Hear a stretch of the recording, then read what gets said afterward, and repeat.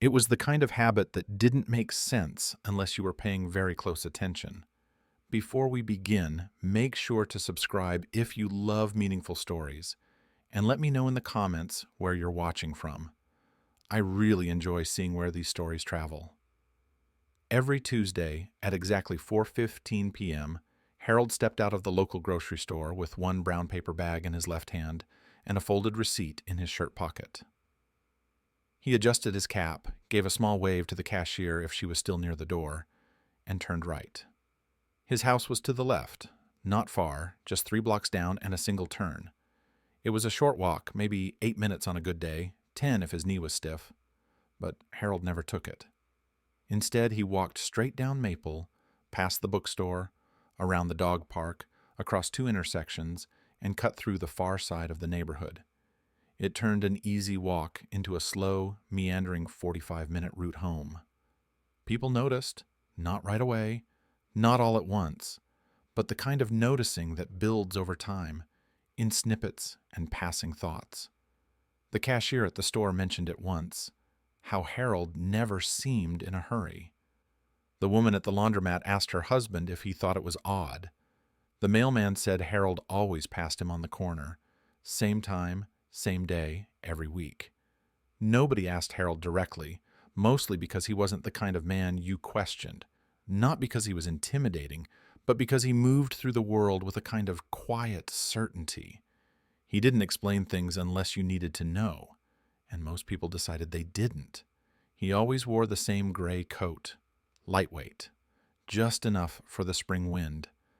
The sleeves were a little too long, the cuffs always reaching the edge of his palms. His shoes were polished but soft around the edges, like they'd logged more miles than they were meant to. His gait was slow, deliberate, not because of pain, but because he seemed to prefer walking that way, like time wasn't something chasing him anymore. Every now and then, someone would offer him a ride. "Need a lift, Mr. Harold?" "No, thank you." "You sure? It's getting cold." "I'm sure." He was always polite, always clear, and always kept walking. It was the same every Tuesday. The bag he carried wasn't heavy, just a loaf of bread, sometimes fruit, a few things from the deli, nothing that would spoil quickly, and never more than what he could carry with one hand. He didn't drive anymore, but he never asked for help, never used a cart. He'd fold the top of the bag neatly, hold it close to his side, and walk the long route home like it was the only way that made sense.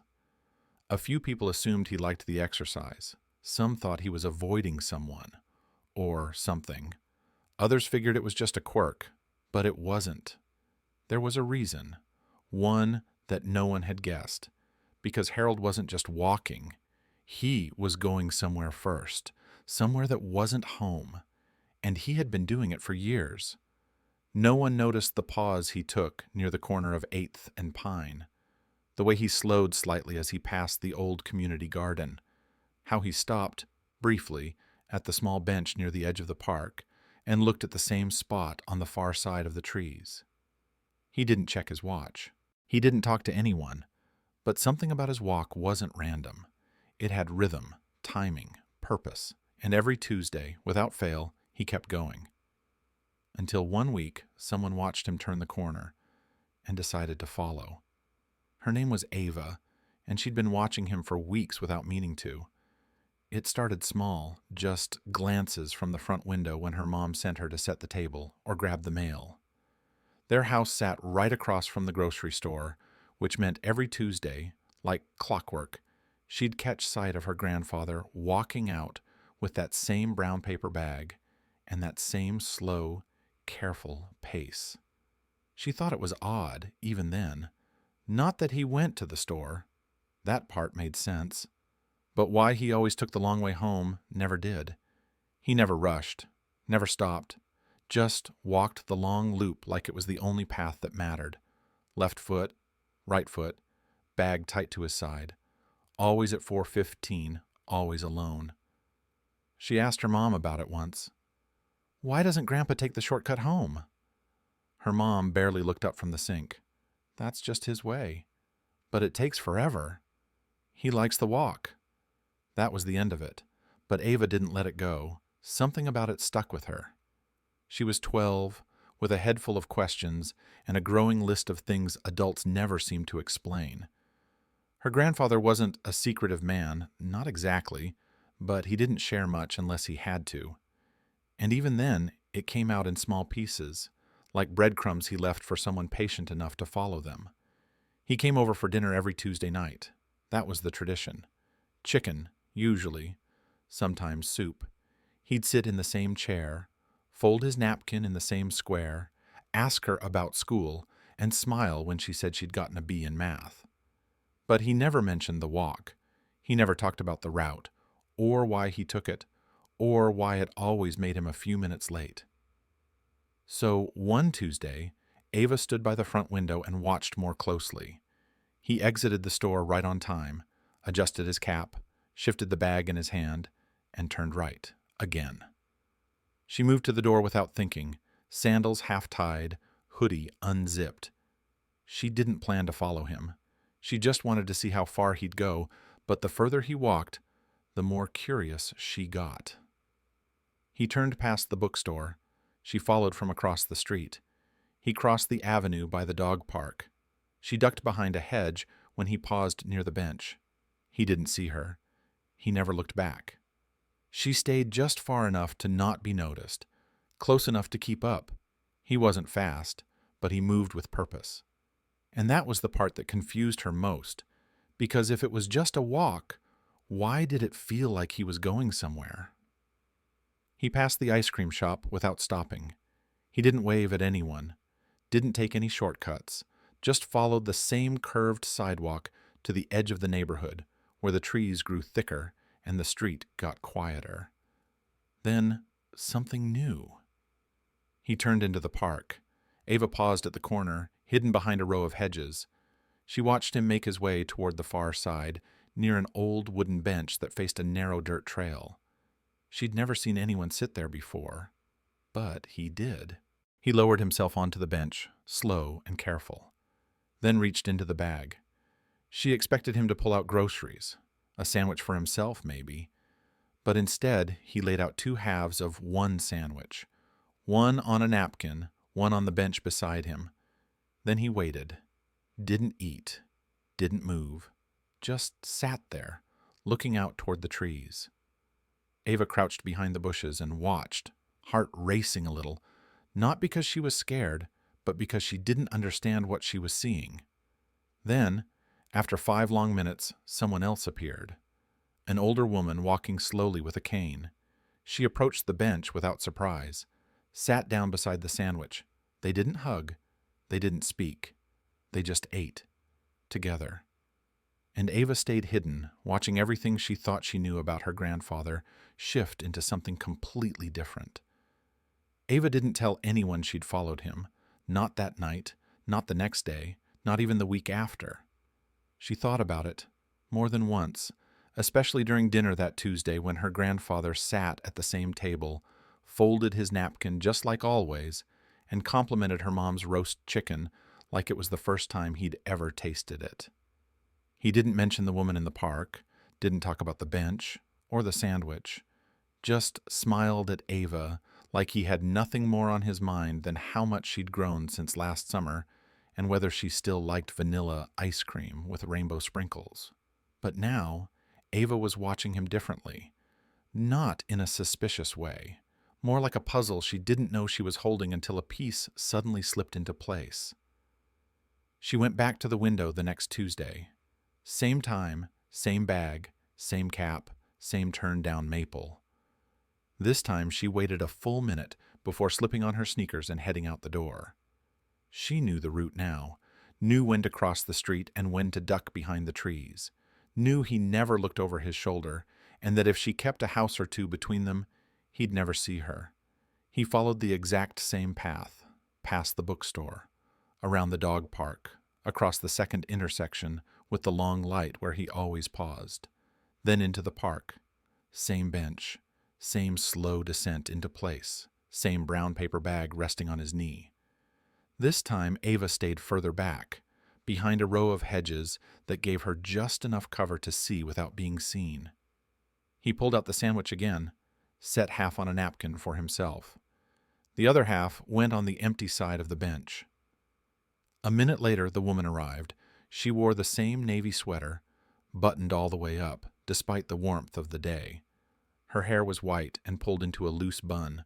Her steps were careful, measured with the help of her cane, and her face, soft, calm, was turned toward the ground until she reached him. She sat without needing help. They didn't say hello, didn't even glance at each other for the first few minutes, just unwrapped their halves of the sandwich and started eating. Like it was normal, like it was routine. Because maybe it was. Ava leaned further against the hedge. The sandwich looked like tuna again, simple, cut into triangles. Her grandfather took small bites, chewing slowly, eyes focused on the trees in front of them. The woman did the same. They didn't talk the entire time, but there was something about the silence that didn't feel empty. It didn't feel awkward or forced. It felt known, like a silence between people who had said everything they needed to a long time ago. When they finished eating, he poured something from a thermos into 2 small paper cups, passed one to her. She accepted it with a nod. They drank slowly. Still no words. But then, just before the woman stood to leave, she reached into her pocket and pulled something out. A folded piece of paper. She handed it to him. He didn't open it right away, just held it, nodding once, then slipped it into his coat pocket. She stood, adjusted her cane, and walked away. No wave, no goodbye, just like last time. He sat for another few minutes, then packed up the bag, stood slowly, and turned down the trail toward home. Ava stayed where she was, crouched behind the hedges, knees sore, heart caught between confusion and something heavier. She didn't know who the woman was, didn't know what the note said, but she knew this much. Her grandfather hadn't been taking the long route home out of habit. He was meeting someone, and whatever passed between them, sandwiches, thermos, silence, meant more than anyone else seemed to know. Ava waited 3 weeks before asking him anything. She didn't know how to bring it up without giving herself away. She didn't want to admit she'd followed him, even though a part of her felt like he wouldn't have been mad. He wasn't the type to get upset about something like that. But still, it felt personal. What she'd seen. Private. Like it wasn't meant for just anyone to know. And yet, the curiosity wouldn't let go. Every Tuesday after school, she watched him leave the grocery store and take that right turn. And every time, she thought about the bench, the sandwiches, the woman with the navy sweater. She wondered if they spoke more on the days she wasn't there. If maybe they only shared silence when they felt watched, but she didn't follow him again. She waited, watched, and thought. Then one night, while they were clearing the dinner plates, she asked him casually, like she hadn't been turning it over in her mind for days. "Why do you always walk the long way home after shopping?" He paused for half a second. That was all. He didn't look startled, didn't ask how she knew. He just dried his hands on a dish towel and said, "It's just the way I go." She stared at him. "That's it?" He shrugged. "Sometimes you get used to a route. It sticks." Ava hesitated. "But doesn't it take, like, forever?" He chuckled softly. "That's kind of the point." She waited for more, but nothing else came. That was the thing about her grandfather. He didn't lie, but he didn't always tell the whole story either. He gave pieces, small ones, like breadcrumbs, and you had to decide if you wanted to follow them. She leaned against the counter and studied him. He looked the same as always, hair combed back, flannel tucked in, wristwatch he still wound by hand. Nothing about him screamed mystery, but she knew now that there were things he didn't say. Moments in his day that didn't make it into conversation. She tried again. "Do you ever meet anyone when you walk?" His eyes flicked toward her. "Just a second." "I pass a few people sometimes." She raised an eyebrow. "That's not what I meant." He smiled, just barely. I know. She didn't push, just nodded and went back to stacking plates. Later that night, he gave her a ride to piano practice. Neither of them mentioned the conversation again. But the next Tuesday, something changed. This time, he stopped at the door before heading out, keys in one hand, paper bag in the other. "You need anything from the store?" he asked, like he always did. "Nope." He nodded once, then reached into his coat pocket, pulled out a folded napkin, held it out to her. "Could you wrap me one of those peanut butter and jelly sandwiches?" he asked. "The way you make them. Extra jelly." She blinked. "For you?" "No," he said. "For someone else." She didn't ask who. She just took the napkin and went to the kitchen. When he left 5 minutes later, the sandwich was wrapped and placed at the top of the bag. She watched from the window again. He adjusted his cap, turned right, and this time the quiet didn't feel like a wall between them. It felt like an opening. He wasn't ready to tell her everything, but she knew now that he didn't walk just for the sake of walking. And he knew she was beginning to understand. Ava didn't follow him that Tuesday, but she thought about it the whole time he was gone. She knew where he was headed, knew where he'd sit, and how carefully he'd place the sandwich on the bench. She pictured the woman in the navy sweater arriving right on time, cane in hand, her steps slow but certain. And she imagined them eating the sandwich she'd made, even though he hadn't said a word about it since asking her to make it. He'd come back at 5:05, just like always. Took off his coat, set the grocery bag on the counter, and asked how her day was. Not a single mention of the walk, or the sandwich, or the woman. And Ava didn't bring it up. She just said her day was fine. But something in her had shifted. The next week, she left the house 3 minutes after he did. She didn't tell anyone. Just grabbed her hoodie, tied her sneakers, and kept to the opposite side of the street. She knew how to follow now, close enough to keep him in view, far enough to stay unnoticed. She stayed behind parked cars and hedges, cut corners when he crossed streets. She'd watched his route enough times to know every turn. This time, she wanted to see it for herself again. She wanted to understand. When he reached the park, she slowed. The sun was low, casting long shadows across the sidewalk. The bench sat in its usual spot beneath the trees, half in shade, half in sunlight. He took his seat like he always did, set the sandwich down first, then pulled out the thermos and 2 small paper cups. Ava stayed behind a line of bushes, her knees dug into the grass. She didn't mind. He poured the drinks, still slow, still steady. Looked at the sandwich but didn't touch it. Then the woman appeared, not from the trail, like last time. This time she came from the opposite side. Ava hadn't seen her at first. She moved quietly, the cane tapping softly with each step. She wore the same navy sweater, a different scarf, blue, with little white flowers. When she sat, they nodded to each other. No smile, no handshake, just presence. He handed her the second paper cup. She took it without a word. They drank. They ate. No one else in the park paid attention. A man threw a ball for his dog. A couple walked a baby stroller around the trail. A jogger passed by with earbuds in, but none of them saw what Ava did.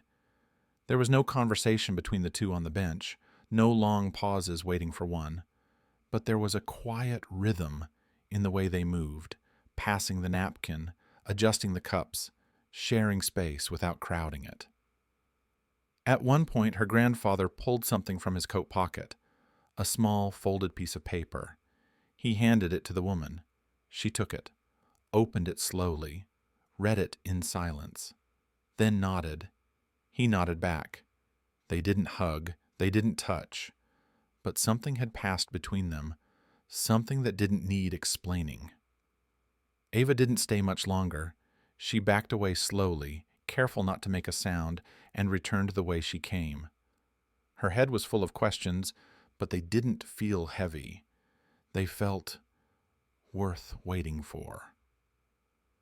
Her grandfather got home at the same time as always, set the empty bag on the counter, took off his shoes, sat in his chair by the window.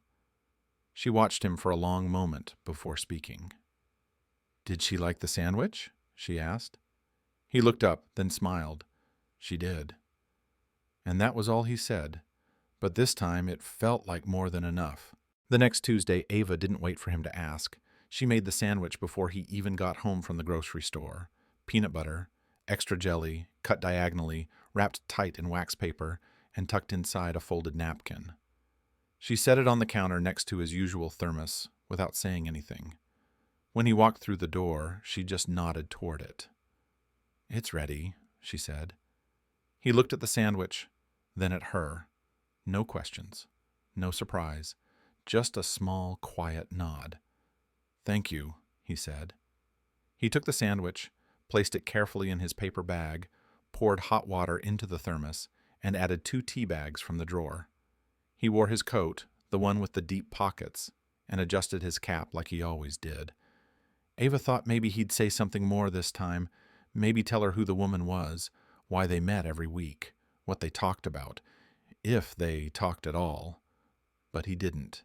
He just opened the door, turned right like always, and disappeared down the sidewalk. She gave him a 5-minute head start, then followed. It felt easier now. She didn't need to hide behind bushes or pretend she was just out for a walk.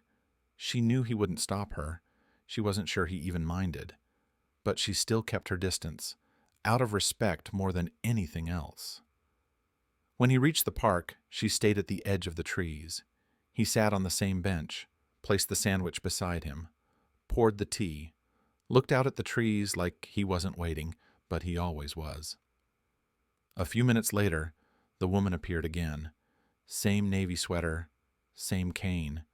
She moved a little slower this time, and Ava noticed the way her grandfather stood as she approached. Not quickly, not dramatically, just enough to show her that he still could, that he still would. She smiled when she saw him. It was the first time Ava had seen her smile. He smiled back. She sat down next to him and accepted the cup of tea without a word. He passed her the sandwich.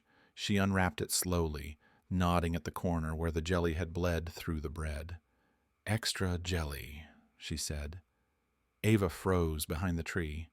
It was the first time she'd heard either of them speak. Her grandfather chuckled softly. "She made it," he said, tipping his head in Ava's general direction, though he didn't look toward her. The woman turned slightly, eyes scanning the trees like she already knew. "She's been following you. She's careful." Ava's cheeks burned, but she didn't move. The woman took a bite of the sandwich. "You waited a long time before telling her. She needed to see it for herself." They didn't say much more after that, just sat, ate, drank tea, the same rhythm as before.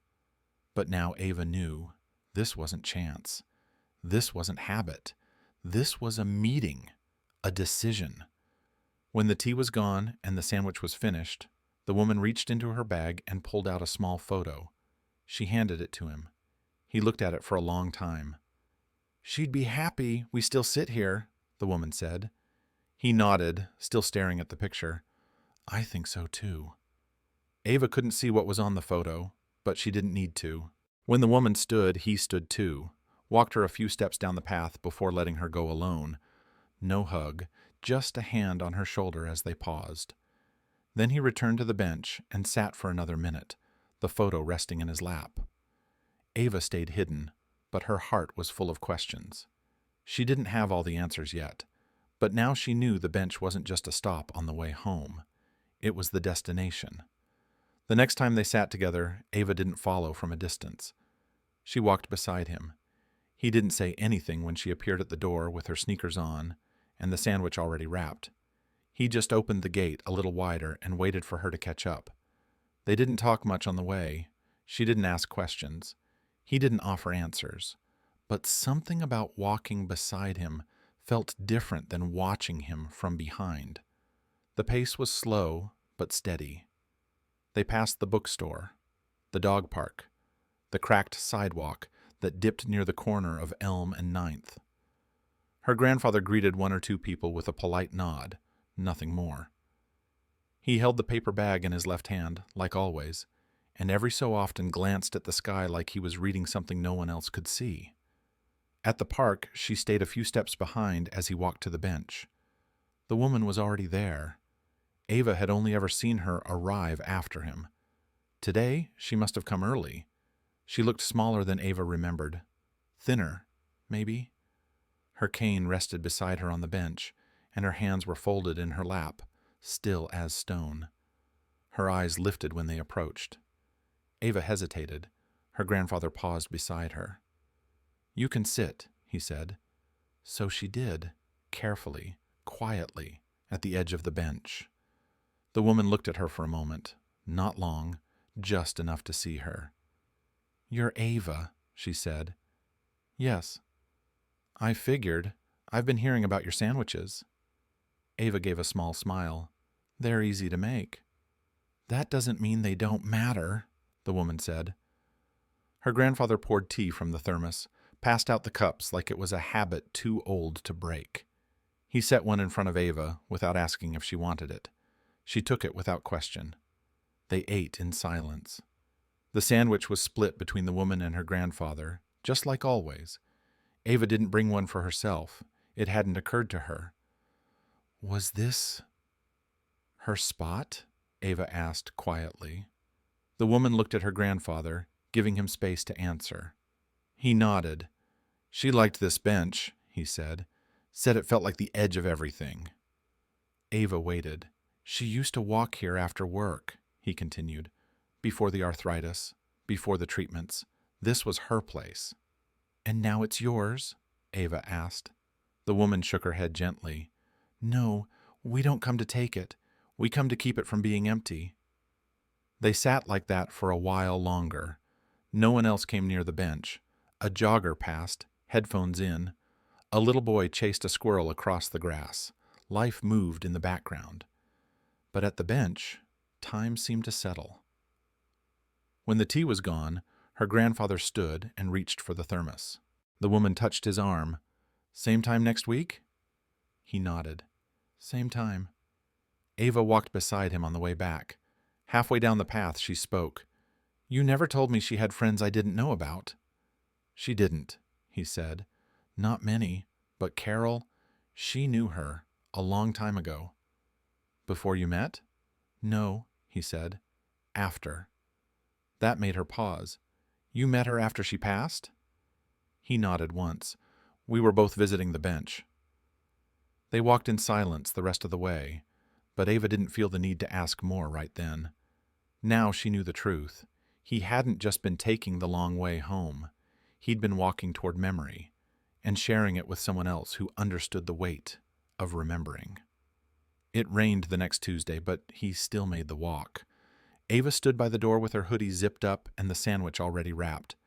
She didn't ask if they were still going. She just waited for him to put on his coat and grab the thermos. He added a second napkin this time. One for the bench, one for their laps. They didn't use umbrellas. Her grandfather said he never liked the sound of rain hitting nylon, said it muffled everything that mattered, so they walked in the drizzle, shoulders damp, shoes scuffing through small puddles. It wasn't cold, just the kind of rain that settles into your sleeves and makes you notice the quiet more than usual. When they got to the park, the bench was empty. No one else was around. The playground sat quiet. The trees leaned with the weight of wet branches. Ava's grandfather pulled out the napkins and wiped down the seat before he let her sit. Then he sat down slowly, the paper bag resting between them. Carol didn't come. They waited anyway. He poured the tea, unwrapped the sandwich, laid half on the napkin beside him. Ava didn't ask where she was. She figured if he was worried, he would have said so. They sat there for 15 minutes. Rain came soft through the trees. A few drops tapped against the thermos lid. Her grandfather didn't fidget or check his watch. He just stared ahead, cup in hand, steam rising into the gray air. Ava glanced at him a few times. His jaw was set, but not tense. His eyes steady, not searching, just waiting. Eventually, he picked up the sandwich half meant for Carol and rewrapped it, folded the napkin over it carefully, slid it back into the bag. Then he stood. "She's probably home," he said quietly. "Bad knee. The rain slows her down." Ava stood too. They walked back in silence. At the corner before their street he stopped, reached into the bag and pulled out the wrapped half. "You want it?" he asked. Ava took it. It was still warm. "Thank you," she said. He didn't answer, just kept walking. That night at dinner, he didn't mention the bench, or the rain, or that Carol hadn't shown. But after Ava finished drying the dishes, she saw him at the kitchen table, pen in hand, writing something on a small card. The handwriting was slow and even, nothing rushed. She didn't ask what it said, but she saw him fold it into an envelope and tuck it into his coat pocket for next week. Wednesday morning the phone rang. Ava's mom answered, said it was a neighbor calling for her dad. Something about a delivery. He listened, nodded once, thanked them, and hung up. Then he sat down at the table with his coffee and stared out the window for a while. That afternoon, Ava found the note sitting by the door, not sealed, just sitting on top of the folded sandwich napkin. She opened it. "Tell her I'll sit there next Tuesday, rain or shine." Ava folded it back. Next week she would go with him again. And if the bench was empty, they'd wait. Just like before. Because some routines aren't about the people who show up every time. They're about being there for the times they don't. Carol didn't come back to the bench. Not that week. Not the one after.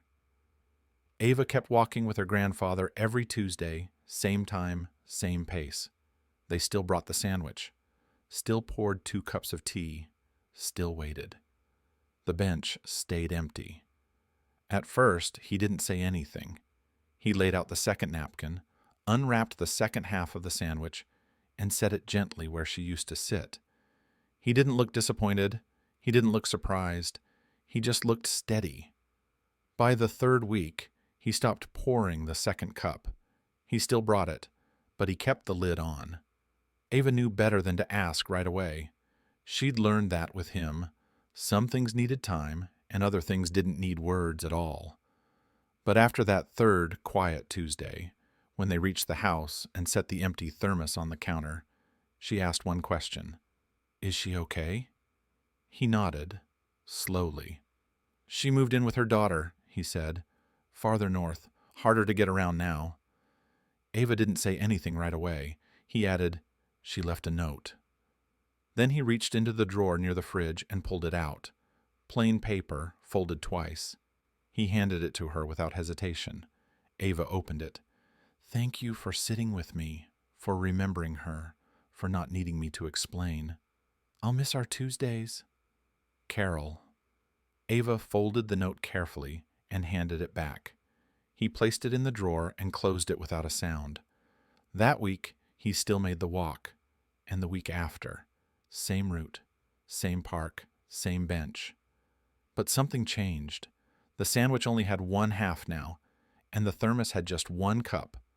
Ava kept walking with him, never rushed, never late. They still talked on the way, sometimes about school, sometimes about nothing. But when they reached the bench, they always sat quietly, side by side. One Tuesday, she brought her own sandwich. Didn't say anything, just unwrapped it when he did. He looked at her, said nothing, but he didn't hide the smile. That summer, Ava started bringing a notebook. She'd write while he sat quietly, sipping his tea, looking at the trees like they still held something important. One afternoon, a woman passed by and paused in front of the bench. "You two are here a lot," she said. Ava looked up. "We come on Tuesdays." The woman nodded. "Nice tradition?" Then she kept walking. Her grandfather didn't say anything until the woman was out of earshot. "It's not a tradition," he said. "It's a promise." Ava looked at him. "To Carol?" He shook his head once. "To your grandmother." The wind moved through the leaves. Ava waited. "She used to walk here every Tuesday after work," he said, "before the illness, before everything got smaller." He looked out across the trail. When she died, I didn't know what to do with Tuesdays. He rested his hand on his knee. So I just kept walking. Ava didn't speak. She just looked at the spot beside him where, for a while, someone else had helped carry the weight of those walks. And now she was carrying it too. When school started that fall, her schedule shifted. She couldn't always walk with him. Not every Tuesday. But when she could, she did. Sometimes she'd find him already at the bench. 2 sandwiches now, both wrapped. One for him, one for her. Years later, after he was gone, she kept walking. Not every week, not with the same route. But sometimes on quiet Tuesdays, she'd make the sandwich, fill a thermos, and walk to the old park bench. She didn't bring anyone with her, but she never felt alone. Thank you for watching. If you enjoy meaningful stories like this, we'd love to have you as a subscriber.